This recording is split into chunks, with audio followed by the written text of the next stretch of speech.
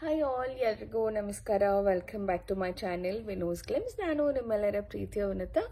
ಇವತ್ತಿನ ಹೊಸ ವಿಡಿಯೋಗೆ ನಿಮ್ಮೆಲ್ಲರಿಗೂ ವೆಲ್ಕಮ್ ಮಾಡ್ತಾ ಇದ್ದೀನಿ. ಸೊ ಇವತ್ತಿನ ವಿಡಿಯೋ ಬಂದು ತುಂಬ ಜನ ಹೆಣ್ಮಕ್ಳದ ಒಂದು ಕನ್ಫ್ಯೂಷನ್ ಅಂತಾನೆ ಹೇಳ್ಬೋದು, ಮತ್ತು ತುಂಬ ಪಾಯಿಂಟ್ ಆಫ್ ಕನ್ಸರ್ನ್ ಅಂತ ವಿಷಯ ಅಂತಾನೆ ಹೇಳ್ಬೋದು. ಸೊ ಈಗಾಗಲೇ ನೀವು ತಮ್ಮನೇಲಿ ನೋಡಿ ಗೊತ್ತಾಗಿರುತ್ತೆ ನಾನು ಯಾವ ವಿಷಯದ ಬಗ್ಗೆ ಮಾತಾಡ್ತಾ ಇದ್ದೀನಿ ಅಂತ. ಆ್ಯಂಡ್ ಇನ್ಫ್ಯಾಕ್ಟ್ ನನಗೂ ಕೂಡ ಇವತ್ತಿನವರೆಗೂ ಆ ಒಂದು ಕನ್ಫ್ಯೂಷನ್, ಆ ಒಂದು ಥಾಟ್ ಓಡ್ತಾನೆ ಇದೆ. ಸೊ ಅದ್ರ ಬಗ್ಗೆ ಇವತ್ತು ಮಾತಾಡೋಣ ಅಂತ ಹೇಳಿ ಅಂದ್ಕೊಂಡೆ. ಇನ್ನು ಅದಕ್ಕಿಂತ ಹೆಚ್ಚಾಗಿ ನನ್ನ ಒನ್ ಆಫ್ ದ ವ್ಯೂವರ್ ಕೂಡ ನನ್ನ ಹಿಂದಿನ ವ್ಲಾಗ್ ಕಮೆಂಟ್ ಮಾಡಿ ಕೇಳಿದ್ರು, ನಿಮ್ಮ ಅನಾಮಲಿ ಸ್ಕ್ಯಾನಲ್ಲಿ ಬೇಬಿ ಫೀಟಲ್ದು ವೇಟ್ ಏನಿದೆ ಅಂತ ಹೇಳಿ. ಸೊ ಬೇಬಿ ವೇಟ್ ಅನ್ನೋವಂಥದ್ದು is a very very important aspect ಅಂತ ಹೇಳ್ಬೋದು. ಯಾಕೆ ಅಂತ ಹೇಳಿದ್ರೆ ಬೇಬಿದು ಕಂಪ್ಲೀಟ್ ಗ್ರೋತ್ ಏನಿದೆ ಅದು ಬೇಬಿಯ ವೇಟ್ ಮೇಲೆ ಡಿಪೆಂಡ್ ಆಗುತ್ತೆ ಅಂತ ಹೇಳ್ಬೋದು.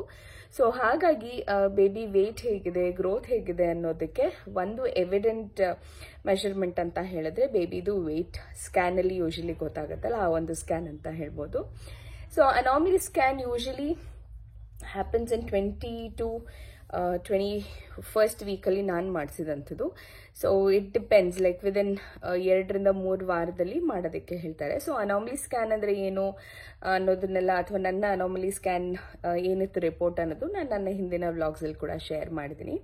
ಸೊ ಆ ಒಂದು ಟೈಮಲ್ಲಿ ಫೀಟಲ್ ವೇಟ್ ಏನಿತ್ತು ಅಂತ ನಾನು ನಿಮಗೆ ಇನ್ಫಾರ್ಮ್ ಮಾಡಿರಲಿಲ್ಲ. ಸೊ ನನಗೆ ಆ್ಯಕ್ಚುಲಿ ನನ್ನ ವ್ಯೂವರ್ ಒಬ್ರು ಕಮೆಂಟ್ ಮಾಡಾದ್ಮೇಲೆ ಹೌದಲ್ವಾ ಲೆಟ್ ಮಿ ಚೆಕ್ ಅಂತ ಹೇಳಿ ಇವತ್ತು ಅದನ್ನು ತೆಗೆದು ನೋಡ್ತಾ ಇದ್ದೆ. ಆ್ಯಂಡ್ ಅದಕ್ಕೂ ಮುಂಚೆ ಬೇಬಿ ವೇಟ್ ಪ್ರೆಗ್ನೆನ್ಸಿ ಟೈಮಲ್ಲಿ ನೋಡೋದು ಇಂಪಾರ್ಟೆಂಟಾ, ಬಿಕಾಸ್ ಮಗು ಹುಟ್ಟಾದ್ಮೇಲೆ ಬೇಬಿ ವೇಟ್ ಅನ್ನೋವಂಥದ್ದು ಇಸ್ ದ ಫಸ್ಟ್ ಥಿಂಗ್. ಎಷ್ಟು kg ಇತ್ತು ಮಗು ಅಂತ ಹೇಳಿ ಕೇಳುವಂಥದ್ದು ಇಸ್ ಎ ರೆಗ್ಯುಲರ್ ಕ್ವೆಶನ್ ಅಂತಾನೆ ಹೇಳ್ಬೋದು. ಬಟ್ ಪ್ರೆಗ್ನೆನ್ಸಿ ಟೈಮಿಂದ ಮಗು ಹೊಟ್ಟೆ ಒಳಗಡೆ ಎಷ್ಟು ವೆಯ್ಟ್ ಇದೆ ಅನ್ನೋವಂಥದ್ದನ್ನ ತುಂಬ ತಲೆ ಕೆಡಿಸ್ಕೋಬೇಕಾ, is it a point of concern ಅನ್ನೋವಂಥದ್ದು ಬಹಳಷ್ಟು ಜನಕ್ಕೆ ಇರುವಂಥ ಕ್ವೆಶನ್ಸ್ ಅಂತ ಹೇಳ್ಬೋದು. ನಾನು ಆಗಲೇ ಹೇಳ್ದಂಗೆ ಒಂದು ಬೇಬಿ, ಒಂದು healthy growth of a baby identify ಮಾಡುವಂಥದ್ದು ಬೇಬಿದು ಹೈಟ್ ಮತ್ತು ವೆಯ್ಟ್ ಮೇಲೆ ಅಂತ ಹೇಳ್ಬೋದು. ಸೊ ಹಾಗಾಗಿ ಪ್ರತಿ ವೀಕ್ಗೆ ಎಷ್ಟು ಇರಬೇಕು ಅನ್ನೋವಂಥದ್ದು ಒಂದು ಬೆಂಚ್ ಮಾರ್ಕ್ ಸೆಟ್ ಆಗಿರುತ್ತೆ ಅಂತ ಹೇಳ್ಬೋದು. May be with many iterations ಮಾಡಿ, ಸೊ ಇಷ್ಟು ವೀಕ್ಗೆ ಮಗು ಇಷ್ಟು kg ಡೆವಲಪ್ ಆಗಿರಬೇಕು ಅಂತ ಹೇಳಿದೆ. ಸೊ ಅದರಿಂದ ಒಂಚೂರು ಹೆಚ್ಚಿತ್ತು ಅಥವಾ ಕಮ್ಮಿ ಇತ್ತು ಅಂತಂದರೆ ನಮ್ಮ ಹೆಣ್ಮಕ್ಳಿಗೆ ಒಂಥರ ಏನೋ ಭಯ ಅನ್ನೋವಂಥದ್ದು, ಆತಂಕ ಖಂಡಿತವಾಗ್ಲೂ ಇದ್ದೇ ಇರುತ್ತೆ. ಬಿಕಾಸ್ ಎಲ್ಲೋ ಒಂದು ಕಡೆ ಅಯ್ಯೋ ಮಗು ವೆಯ್ಟ್ ಕಮ್ಮಿ ಇದೆಯಾ, ಮತ್ತು ಹೆಲ್ದಿ ಡೆವಲಪ್ಮೆಂಟ್ ಇಲ್ವಾ, ನಾನೇನಾದರೂ ತಪ್ಪು ಮಾಡ್ತಾ ಇದ್ದೀನಾ ತಿನ್ನೋದ್ರಲ್ಲಾಗಿರ್ಬೋದು ಅಥವಾ ನಮ್ಮ ನ್ಯೂಟ್ರಿಷನಲ್ಲಾಗಿರ್ಬೋದು ಅನ್ನೋಂಥದ್ದೆಲ್ಲ ಪ್ರಾಬ್ಲಮ್ಸ್ ಅನಿಸುತ್ತೆ. ಬಟ್ ಯಾವುದೇ ಒಂದಕ್ಕೂ ಒಂದು ಸ್ಟ್ರೆಸ್ ತೊಗೊಳ್ಳೋ ಅಂಥದ್ದು, ಓಕೆ ನನ್ನ ಸ್ಕ್ಯಾನಲ್ಲಿ ಇಷ್ಟು ಕಮ್ಮಿ ಇದೆ, ಅಥವಾ ಆ್ಯಕ್ಚುಲಿ ಬೆಂಚ್ ಮಾರ್ಕ್ಗೆ ನಾವು ಯೂಶಲಿ ಕಂಪೇರ್ ಮಾಡ್ಕೋತೀವಿ, like beat on Google. So ಪ್ರತಿ ಒಂದು ಸತಿನೂ ನಾವು ಏನೇ ಒಂದು ಚೆಕ್ ಮಾಡಬೇಕಾದಾಗಲೂ ಇಟ್ಸ್ ಯೂಶಲಿ ಹೋಗ್ತೀವಿ ಫಸ್ಟು ಯೂಟ್ಯೂಬೋ ಅಥವಾ ಗೂಗಲ್ಗೆ ಚೆಕ್ ಮಾಡ್ತೀವಿ. ಸೊ ಆ ಒಂದು ಟೈಮಲ್ಲಿ ನಮಗೆ ಈ ಥರ ಒಂದು ಚಾರ್ಟ್ ಸಿಗುತ್ತೆ. So beat from your first week of your pregnancy. So first week ಅಂತಂದರೆ ಯೂಶ್ವಲಿ 8th ವೀಕ್ ಅಂತ ಕನ್ಸಿಡರ್ ಮಾಡ್ತೀವಿ, because the date of conception ಆದಮೇಲೆ ಫೀಟಲ್ ಅವಾಗಿನೂ ಫಾರ್ಮ್ ಆಗ್ತಾ ಇರುತ್ತೆ.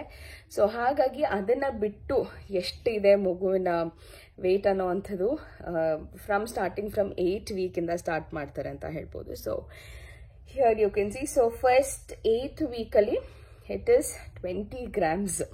ಸೊ 20 grams ಇಂದ ಮಗು ಆಲ್ಮೋಸ್ಟ್ 36 to 40 ವೀಕ್ಸ್ ಅಷ್ಟೊತ್ತಿಗೆ ಮಗು ಡೆವಲಪ್ಮೆಂಟ್ ರ್ಯಾಪಿಡ್ ಆಗಿ ಆಲ್ಮೋಸ್ಟ್ 3 to 3.5 kgs ಮಗು ಡೆವಲಪ್ ಆಗುತ್ತೆ.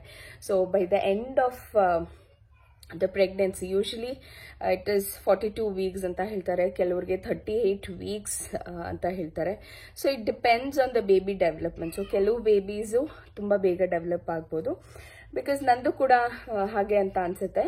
ಲೈಕ್ ನನ್ನ ಲಾಸ್ಟ್ ಪೀರಿಯಡ್ಸ್ ಡೇಟ್ಗೂ ಮತ್ತು ಇವಾಗಿಂದಕ್ಕೂ ಮ್ಯಾನ್ಯುಯಲ್ ಕ್ಯಾಲ್ಕುಲೇಷನ್ ಮೇಲೆ ಮಾಡಿದ್ರೇ it is a different week, but ಅಲ್ಟ್ರಾಸೌಂಡಲ್ಲಿ ತೋರಿಸ್ತಾ ಇರುವಂಥದ್ದೇ different week. So there is 1 week of more development ಅಂತ ಹೇಳ್ಬೋದು.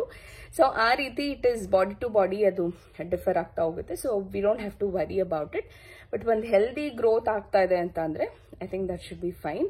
ಬಟ್ ಯಾಕೆ ಆ ರೀತಿ 1 ವೀಕ್ ಸರ್ಪ್ರೆಸ್ ಆಗಿ ಡೆವಲಪ್ಮೆಂಟ್ ಆಗ್ತಿದೆ ಅನ್ನೋವಂಥದ್ದನ್ನು ತಿಳ್ಕೊಬೇಕಾಗುತ್ತೆ. ಸೊ ದಟ್ ಈಸ್ ಏನೋ ಮೇಜರ್ ಕಾಂಪ್ಲಿಕೇಶನ್ಸ್ ಇಲ್ಲ ಅಂದರೆ ವಿತ್ ನೋ ಇಶ್ಯೂಸ್ ಅಂದಾಗ I think that's something not to be worried about until and unless a doctor says. So that is about the weight of it. And ಹಿಂದಿನ ವ್ಲಾಗಲ್ಲಿ ಕೂಡ comment ಮಾಡಿರೋರಿಗೆ ನನ್ನ ಅನಾಮಲಿ ಸ್ಕ್ಯಾನಲ್ಲಿ ಎಷ್ಟಿತ್ತು baby wait ಅನ್ನೋದನ್ನು ನಾನು ನಿಮಗೆ ಹೇಳಿದ್ದೀನಿ. ಸೊ ಆಲ್ಮೋಸ್ಟ್ 20 ಗ್ರಾಮ್ಸ್ ಬೆಂಚ್ ಮಾರ್ಕ್ಗಿಂತ 20 ಗ್ರಾಮ್ಸ್ ಕಮ್ಮಿನೇ ಇದೆ ಅಂತ ಹೇಳ್ಬೋದು. But it's okay. 7th month ಆದ್ಮೇಲಿಂದ ಮಗುವಿನ ಆಕ್ಚುಯಲ್ ಡೆವಲಪ್ಮೆಂಟ್ ಅನ್ನುವಂಥದ್ದು ಸ್ಟಾರ್ಟ್ ಆಗುತ್ತೆ. So till the anomaly scan ಎಲ್ಲ ಆರ್ಗನ್ಸ್ ಡೆವಲಪ್ ಆಗಿರುತ್ತೆ, ಮಗುದು ಆಲ್ಮೋಸ್ಟ್ ಬೇಬಿ ಡೆವಲಪ್ ಆಗಿರುತ್ತೆ. ಬಟ್ ಅದಾದ್ಮೇಲೆ ದ ಮಸಲ್ ಬಿಲ್ಡ್ ಆಗಿರ್ಬೋದು ಅಥವಾ ಬ್ಲಡ್ ಫ್ಲೋ ಆಗಿರ್ಬೋದು ಅದೆಲ್ಲ ಡೆವಲಪ್ ಆಗ್ತಾ ಹೋಗುತ್ತೆ. ಸೊ ಹಾಗಾಗಿ 7th ಮಂತ್ ಆದ್ಮೇಲೆ ಫೀಟಲ್ದು ವೇಟ್ ಇನ್ಕ್ರೀಸ್ ಆಗಲೇಬೇಕು ಬೈ 9th ಮಂತ್ ಅಷ್ಟೊತ್ತಿಗೆ. So almost in the 7th month baby weight somewhere around 1.5 kgs minimum benchmark ಅಂತ ಹೇಳಿದ್ದಾರೆ. ಸೊ somewhere between ಆ ರೇಂಜಲ್ಲಿ ಇತ್ತು ಅಂತಂದ್ರೆ by the 9th week or by the 9th month baby weight will be somewhere around 3 kgs. So ಇನ್ನು rapid ಆಗಿ ಇನ್ 2 months ಅಲ್ಲಿ ಇನ್ನು 1.5 kg ಮಗು ಡೆವಲಪ್ ಆಗುತ್ತೆ. ಸೊ ನಿಮಗೆ ಗೊತ್ತಾಗುತ್ತೆ. ಸೊ ಫ್ರಮ್ 1st month ಇಂದಾನು ನಿಮಗೆ 7th month ವರೆಗೂ ಬೇಬಿ ವೇಟ್ 1.5 kg ಅಷ್ಟೇ ಬಂದಿರುತ್ತೆ. But after 7th month 8th and 9th month ಅಲ್ಲೇ ಮೇಜರ್ ಡೆವಲಪ್ಮೆಂಟ್ ಆಗೋದು. ಸೊ ಈ ಒಂದು ಟೈಮಲ್ಲಿ ಆದಷ್ಟು ಹೆಚ್ಚು ತಾಯಂದಿರು ಬೇಬಿ ವೇಟ್ ಗೇನ್ ಆಗುವಂಥ ಫುಡ್ ಆಗಿರ್ಬೋದು, ಕ್ಯಾಲೋರೀಸ್ ಇರುವಂಥ ಫುಡ್ ಆಗಿರ್ಬೋದು, ಮತ್ತು ನ್ಯೂಟ್ರಿಷನ್ ತುಂಬಿರುವಂಥ ಫುಡ್ಡು ಆದಷ್ಟು ಇಂಟರ್ವಲ್ಸಲ್ಲಿ ಅಂದರೆ ವೆರಿ ಫ್ರೀಕ್ವೆಂಟ್ ಇಂಟರ್ವಲ್ಸಲ್ಲಿ ತಗೊಳ್ಳೋದ್ರಿಂದ ಬೇಬಿದು ವೇಟ್ ಇನ್ಕ್ರೀಸ್ ಆಗೋದಕ್ಕೆ ಕೂಡ ಹೆಲ್ಪ್ ಮಾಡುತ್ತೆ.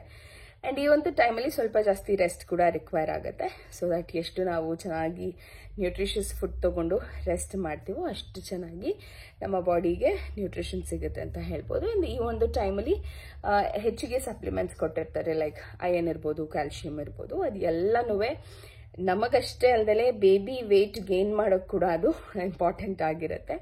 ಸೊ ಹಾಗಾಗಿ ವಿತೌಟ್ ಎನಿ ಮೆಸ್ ಆ ಒಂದು ಟ್ಯಾಬ್ಲೆಟ್ಸ್ ಕೂಡ ತಗೊಳ್ಬೇಕಾಗತ್ತೆ.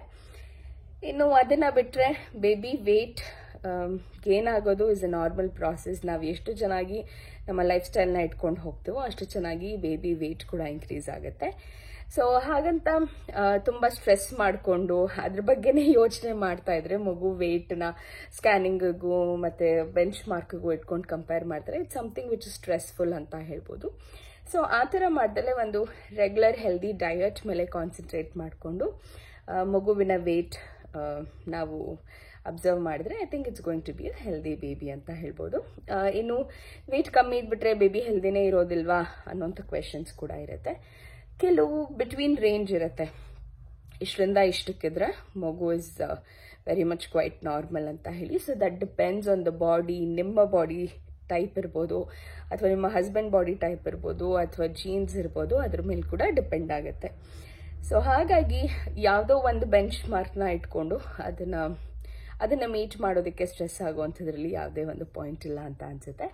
ಸೊ ವಾಟ್ ಎವರ್ ಹ್ಯಾಪನ್ಸ್ ಒಂದು ಹೆಲ್ದಿ ರೇಂಜಲ್ಲಿ ಇದೆ ಅಂತಂದರೆ I think nothing to worry. And baby delivery ಆದಮೇಲೆ ಬೇಬಿಗೆ ನಾವು ತಿಂದರೆ ಏನು ಬೇಬಿಗೆ ವೇಟಿಗೆ ಏನಾಗುತ್ತೆ, ಮತ್ತು baby foods like usually 6 months start ಮಾಡ್ತೀವಿ ಬೇಬಿ ಫುಡ್ಸು ಸಾಲಿಡ್ಸು. ಸೊ ಆವಾಗ ಬೇಬಿ ಡೆವಲಪ್ಮೆಂಟ್ ಬೇರೆ ಥರ ಏನಿರುತ್ತೆ ಅಂತ ಹೇಳ್ಬೋದು. ಸೊ ಇವತ್ತಿನ ವಿಡಿಯೋದಲ್ಲಿ ನನ್ನ ಅನಾಮಲಿ ಸ್ಕ್ಯಾನಲ್ಲಿ ನನ್ನ ಬೇಬಿ ವೇಟ್ ಎಷ್ಟಿತ್ತು ಅನ್ನೋದ್ರ ಬಗ್ಗೆ ಆಗಿತ್ತು. ಆ್ಯಂಡ್ ಬೇಬಿ ವೇಟ್ ಬಗ್ಗೆ ಕನ್ಸರ್ನ್ ಮಾಡಬೇಕಾ ಅನ್ನೋವಂಥದ್ದು ಈ ಒಂದು ವಿಡಿಯೋನಲ್ಲಿ ಕವರ್ ಮಾಡಿದ್ದೀನಿ ಅಂತ ಅನ್ಕೋತೀನಿ. ಸೊ ಇದು ಒಂದು ಸಿಂಪಲ್ ಇನ್ಫಾರ್ಮೇಶನ್. ಈ ಚಿಕ್ಕ ಪುಟ್ಟ ವಿಷಯಗಳು ತಾಯಂದಿರ ತಲೆಯಲ್ಲಿ ತುಂಬ ಕೊರಿತಾ ಇರುತ್ತೆ ಅಂತ ಹೇಳ್ಬೋದು. ಸೊ ತುಂಬ ವರಿ ಮಾಡ್ದಲೇ ಒಂದು ಹೆಲ್ದಿ ಡಯಟ್, ಒಂದು ರಿಚ್ ಫುಡ್ ಡಯಟ್ನ ಫಾಲೋ ಮಾಡೋದ್ರಿಂದ ಮಗುವಿಗೂ ಅದ್ರದ್ದು ಅಂಶ ಸಿಗುತ್ತೆ. ಆ್ಯಂಡ್ ನಾವು ಕೂಡ ಎನರ್ಜಿ ಆಗಿ ಆ ಒಂದು ಪ್ರೆಷರ್ನ, ಒಂದು ಪೇನ್ನ ತಡ್ಕೊಳ್ಳೋ ಶಕ್ತಿ ನಮಗೂ ಸಿಗುತ್ತೆ ಅಂತ ಹೇಳ್ತಾ ಇವತ್ತಿನ ವಿಡಿಯೋನ ಇಲ್ಲೇ ಮುಗಿಸ್ತೀನಿ. ಐ ಹೋಪ್ ಇವತ್ತಿನ ವ್ಲಾಗ್, ಈ ಒಂದು ವಿಡಿಯೋ ನಿಮ್ಗೆ ಇನ್ಫಾರ್ಮೇಟಿವ್ ಆಗಿತ್ತು ಅಂತ ಅನ್ಕೋತೀನಿ. ಮತ್ತೆ ಸಿಗ್ತೀನಿ ಮುಂದಿನ ವಿಡಿಯೋದಲ್ಲಿ. ಅಲ್ಲಿವರೆಗೂ ನಮಸ್ಕಾರ, take care, lots of love and by.